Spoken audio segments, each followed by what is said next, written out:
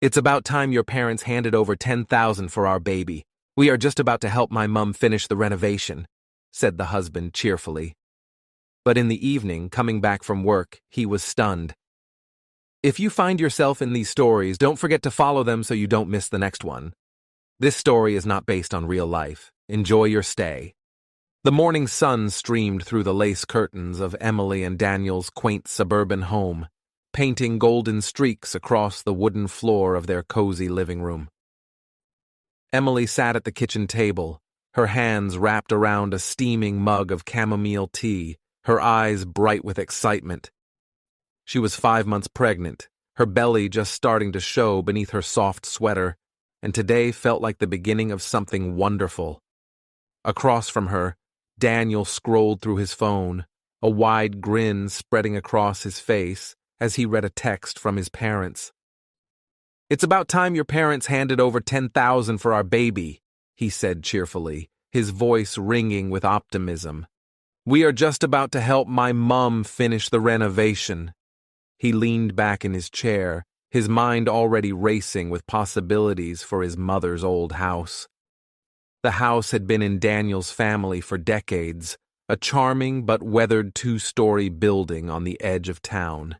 It held countless memories, summers spent running through the backyard, his father teaching him how to fix a leaky pipe, his mother's laughter echoing through the halls. But after his father passed away 3 years ago, the house had fallen into disrepair, a painful reminder of what they'd lost. Clara, Daniel's mother, had been trying to renovate it for years, but money was always tight. Now, with the $10,000 from Daniel's parents, they could finally bring it back to life.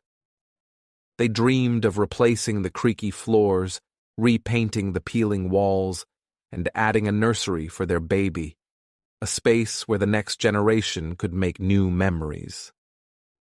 Emily smiled, her hand resting gently on her belly. "Your mum's going to be so happy," she said softly, her voice filled with warmth. She'd always admired Clara's resilience, the way she held the family together after her husband's death. This renovation wasn't just about fixing a house. It was about healing old wounds and building a future. Daniel nodded, his eyes shining with determination. "We'll make it perfect for her, and for our little one," he said, reaching across the table to squeeze Emily's hand. The day passed in a blur of excitement. Daniel headed to work at the local hardware store, his mind buzzing with ideas for the renovation. He pictured the new hardwood floors, the soft yellow paint for the nursery, and the smile on his mother's face when she saw the finished product.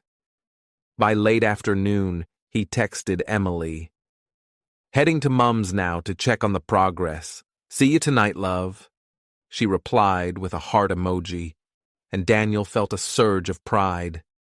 This was their chance to give back, to turn a dream into reality. As evening fell, Daniel drove home from his mother's house, the hum of the car engine a soothing backdrop to his thoughts. The renovation was coming along beautifully.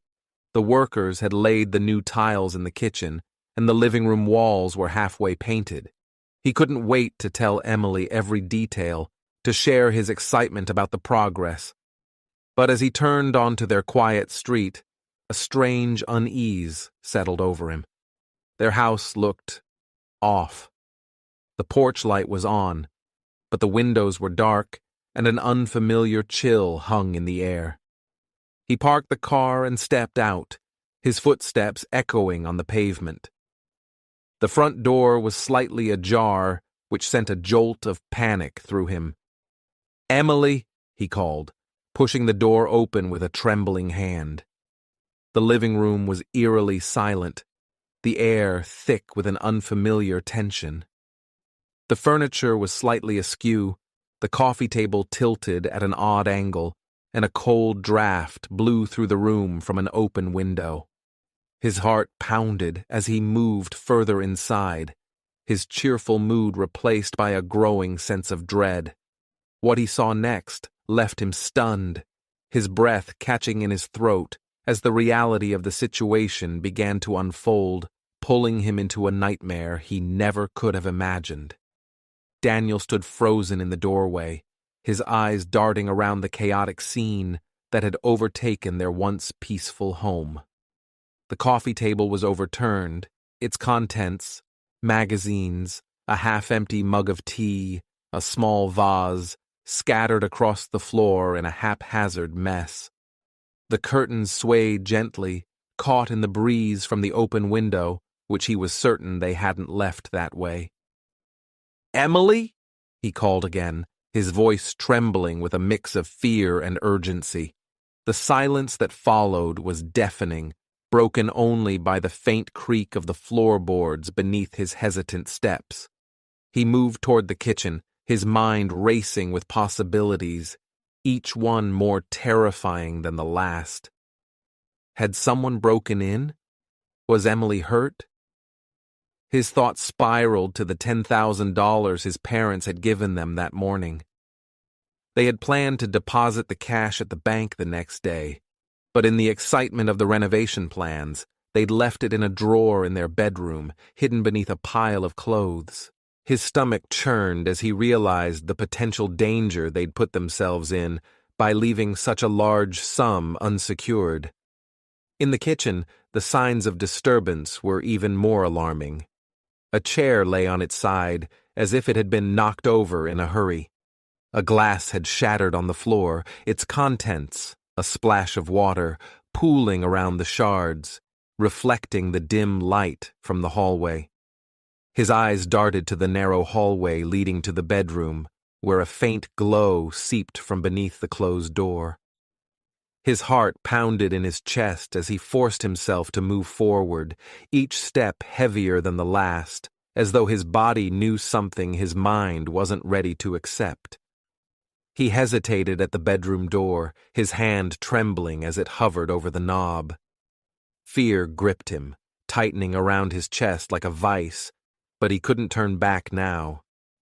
Taking a deep breath, he pushed the door open, bracing himself for the worst. The sight that greeted him was both a relief and a shock, sending a wave of conflicting emotions crashing over him. Emily sat on the edge of the bed, her face pale and streaked with tears, her hands clutching a crumpled piece of paper. The drawer where they'd stashed the money was wide open, its contents gone. "They took it," Emily whispered, her voice breaking as she looked up at him, her eyes filled with a mix of fear and despair. "I came home, and someone was here. I heard them in the living room. I hid in the closet, but they found the money and left." Her words came out in a rush, each one hitting Daniel like a punch to the gut. He rushed to her side, dropping to his knees and pulling her into a tight embrace. "Are you okay? Did they hurt you?" he asked, his voice thick with worry as he checked her for any signs of injury. She shook her head, her tears soaking into his shirt. "I'm fine, but the money's gone, Daniel. Your mum's renovation, the nursery, everything we planned for the baby, it's all gone." The weight of her words settled over him like a heavy fog, clouding his thoughts. He glanced around the room, his eyes landing on the open window where the intruder had likely escaped. Muddy footprints trailed across the carpet, leading to the window and disappearing into the darkness outside. Whoever had done this had been bold, striking in the short window of time when they knew the house would be empty. Anger surged within him, mixing with his fear as a chilling realization took hold.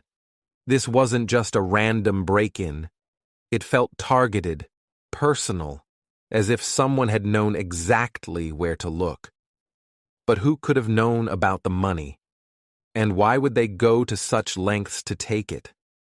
Daniel held Emily tightly, her trembling body pressed against his as he tried to make sense of the chaos around them.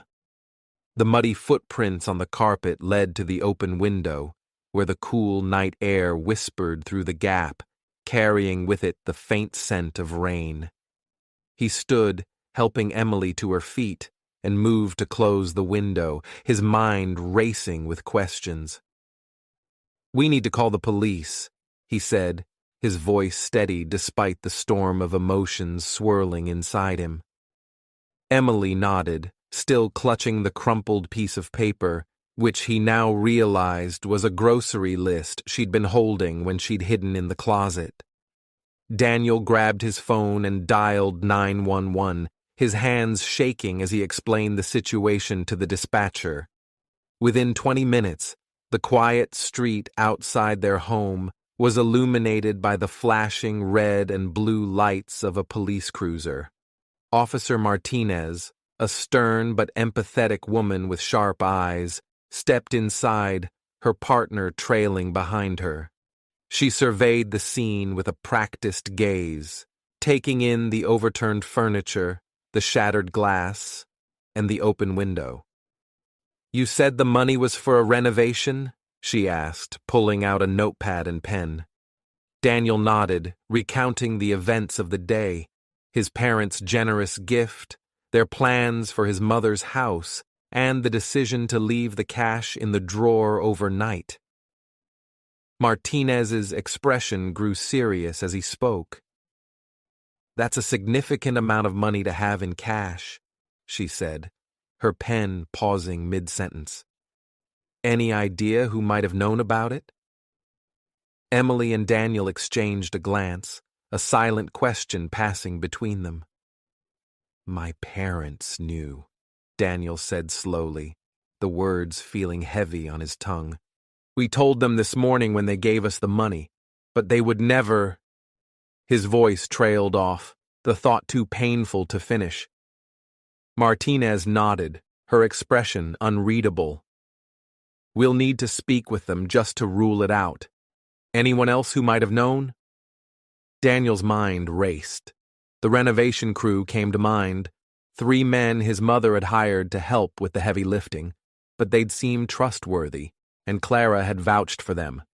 Then a name surfaced, unbidden, sending a chill down his spine. Mark, his distant cousin. Mark had been struggling financially for months, often hinting at his debts during family gatherings. Just last week, he'd asked Daniel pointed questions about the renovation, his tone a mix of curiosity and desperation. Could he have stooped so low? The idea gnawed at Daniel, but he wasn't ready to voice it. Not yet. Martinez finished taking their statements and instructed her partner to dust for fingerprints around the window and the drawer. "We'll do what we can," she said, her tone reassuring but firm. "In the meantime, I suggest you stay somewhere else tonight, just to be safe." Daniel and Emily agreed, the thought of staying in the house after the break-in too unsettling to consider. After the police left, they packed a small bag and drove to Clara's house, the half-renovated home now a bittersweet reminder of their shattered plans. Clara greeted them at the door, her face etched with worry as they explained what had happened. "Oh, my darlings," she said, pulling them into a tight hug. "I'm so sorry this happened." She paused, her brow furrowing. "You know, Mark was here yesterday asking about the renovation. He seemed off, more anxious than usual." Daniel's heart sank at the mention of Mark's name. It was the confirmation he hadn't wanted but couldn't ignore. As they settled into Clara's guest room for the night, a knock at the front door startled them. Clara opened it to find a small envelope on the doorstep, addressed to Daniel. Inside was a note, the words scrawled in jagged handwriting. "The money's not yours to keep." More to come. Daniel's blood ran cold as he read the message, a chilling realization settling over him. This wasn't over. Whoever had taken the money was watching them, and they had no intention of stopping. The note trembled in Daniel's hands as he read it again, the cryptic words burning into his mind. The money's not yours to keep. More to come. Emily peered over his shoulder, her breath catching in her throat. What does that mean? She whispered, her voice laced with fear. Daniel shook his head, his thoughts a tangled mess of anger and dread. The police had only been gone for an hour, and now this?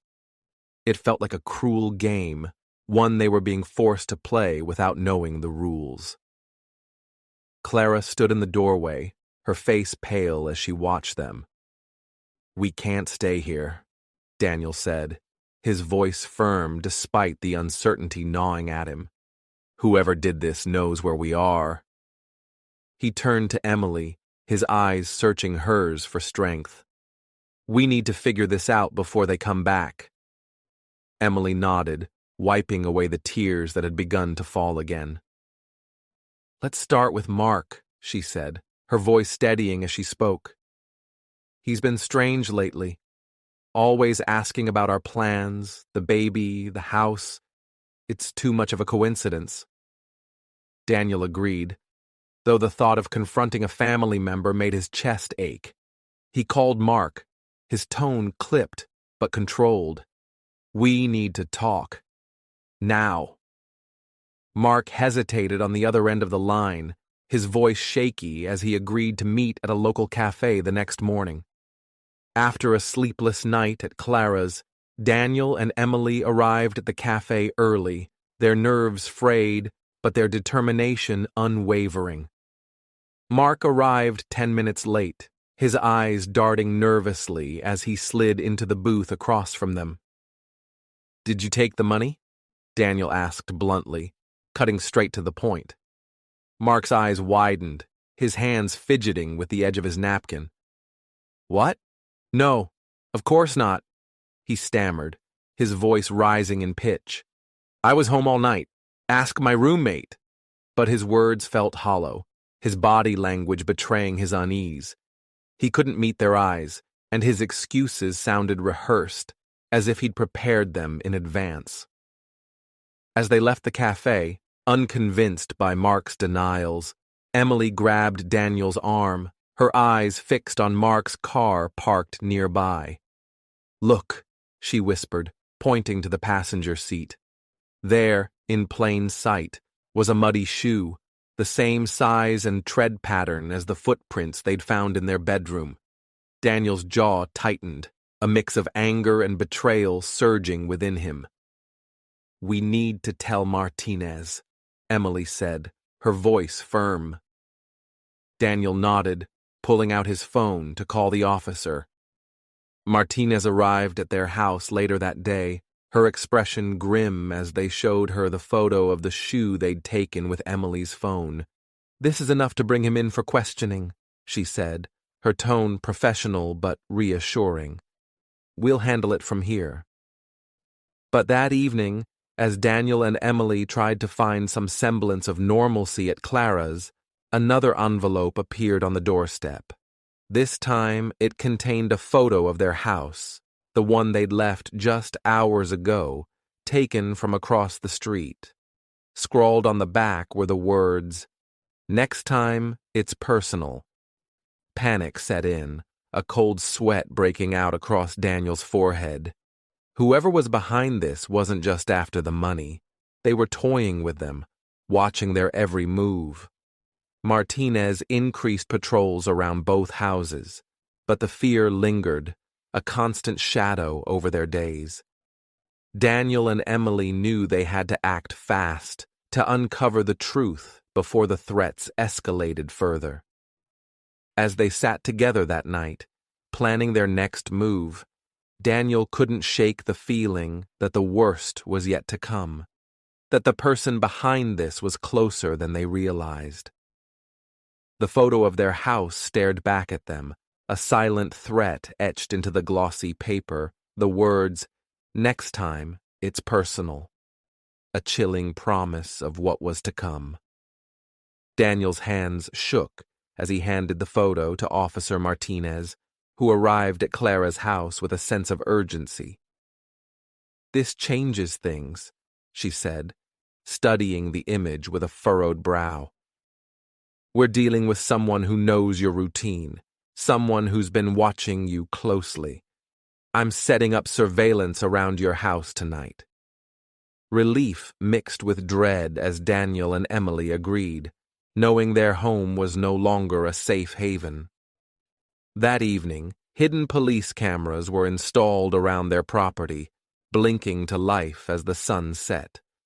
Martinez advised them to stay at Clara's for a few days, and they agreed, unable to imagine returning to the house where the nightmare had begun. Clara welcomed them with open arms, her guest room a small comfort in the midst of their fear. "We'll get through this," she said, her voice a beacon of hope despite the worry etched into her face.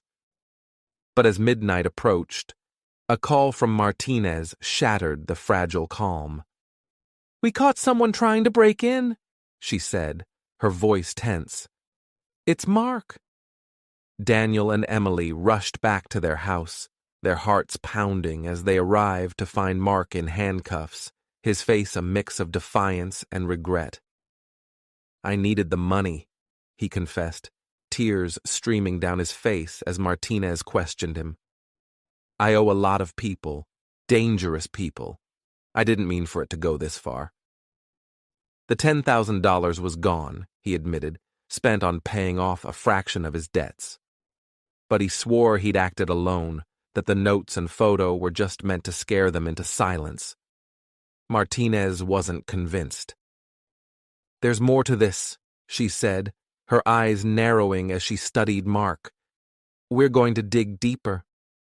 Over the next few days, the investigation intensified. A search of Mark's phone revealed a series of texts with a man named Tony, a local thug known for extortion. A bank transaction linked the two, showing a payment from Mark to Tony the day after the theft. Martinez organized a sting operation, and within 48 hours, Tony was in custody, his smug demeanor crumbling as he faced the evidence. The truth unraveled like a dark tapestry. Mark had stolen the money to pay off a loan shark, but Tony, sensing an opportunity, had pressured him into more. The notes, the photo, it was all Tony's doing, a way to keep Daniel and Emily on edge, to ensure they wouldn't dig too deep. With both men behind bars, the immediate danger passed, but the $10,000 was gone, lost to Mark's desperation and Tony's greed. Daniel and Emily sat in Clara's living room, the weight of their loss heavy on their shoulders. "What do we do now?" Emily asked, her voice small.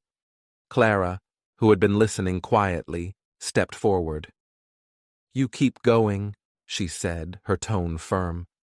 She reached into her purse and pulled out a small envelope, her own savings, a modest sum she'd been setting aside for years. "It's not much, but it's enough to restart the renovation. For the baby," she insisted, her eyes shining with love. Tears of gratitude filled Emily's eyes as she hugged Clara, the family bond stronger than ever. Over the next few weeks, the renovation resumed, each hammer strike a defiance of the past. The house took shape, new floors, fresh paint, a nursery painted in soft blues and whites, a symbol of hope and resilience. As the video nears its end, the camera pans to the finished nursery, a rocking chair in the corner, sunlight streaming through the window. Daniel and Emily stand together, hands clasped, their smiles radiant. The screen fades to black with a message. Family fights back.